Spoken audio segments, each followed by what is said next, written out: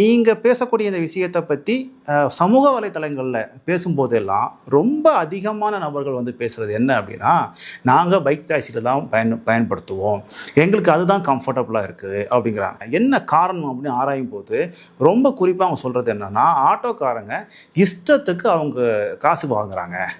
1.5 kilometre போகணுன்னாலே 150 ரூபா 200 வாங்குறாங்க. நாங்க அது பைக் டாக்ஸில போனா 30-40 ரூபாய் எங்களால் போயிட முடியுது அப்படிங்கிறாங்க. கிட்டத்தட்ட கொள்ளை அடிக்கிற நிலைமையில இருக்காங்க அப்படிங்கிற குற்றச்சாட்டு வைக்கப்படுது. இல்ல, இன்னைக்கு அரசியல் சூழ்நிலையில தூய சக்தி தீய சக்தி சொல்ற மாதிரி உண்மையாலுமே அது தீய சக்தியான்றது உங்களுக்கும் தெரியாது, எனக்கும் தெரியாது. அது போலதான் இது ஒரு பிம்பமாக மாற்றப்படுகிறது. அப்போ உண்மையிலேயே அது நடக்கல. இது இல்லை. இன்னைக்கு சராசரியா பைக் டாக்ஸி உங்க அப்ளிகேஷன் ஓபன் பண்ணி நீங்களே பாருங்களேன். பைக்கை கம்பேர் பண்ணுங்க. உதாரணத்துக்கு இங்க நம்ம வலசரவாக்கத்துல இருந்து ஒரு சோழிங்கநல்லூர் போகணும் அப்படின்னு சொல்லி புக்கிங் நீங்க போட்டு பாத்தீங்கன்னா, இப்போ பைக் டாக்ஸில ஒரு 270 ரூபா காட்டுதுன்னு உதாரணத்துக்கு வைங்களேன். ஆட்டோ 245 ரூபால காட்டும். கம்மியா காட்டும்.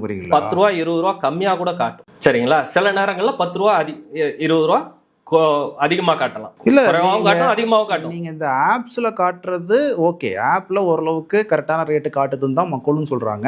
2017, 18, 19 காலங்கள்ல உங்களுக்கு இந்த மாதிரியான கட்டணங்கள் காட்டியிருப்பாங்க. ஆனா இன்னைக்கு இருக்கக்கூடிய சூழ்நிலையில 4 கிலோமீட்டர் நீங்க போகணும்னாலும் 80 ரூபா குறைவா யாரும் காட்டுறதில்லை. அதே சமயம் இந்த வணிக பயன்பாட்டுக்கான இந்த முதலீடுகள் இருக்குல்ல, இப்போ உதாரணத்துக்கு ஒரு ஆட்டோக்கு வந்து பர்மிட் வாங்கணும் அப்படின்னா, புது ஆட்டோவா வருது, அந்த பர்மிட்டுக்கு குறைந்தபட்சம் 5000 ரூபாய் செலவு செய்யணும்.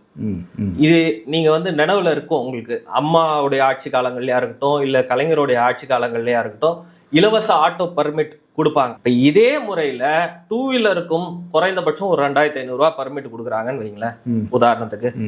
ரெண்டாவது ரோட் டாக்ஸ், காப்பீடு. ஸோ இந்த கட்டணங்கள் எல்லாம் வச்சு வாகனத்தை பார்த்தீங்கன்னா நீங்க கொடுக்குற அந்த 80 ரூபாவும் 90 ரூபாவும் இல்லை 100 ரூபாவும் அன்னைக்கு இருசக்கர வாகன ஓட்டுநர்கள் போராட்டம் மேற்கொள்வார்கள்.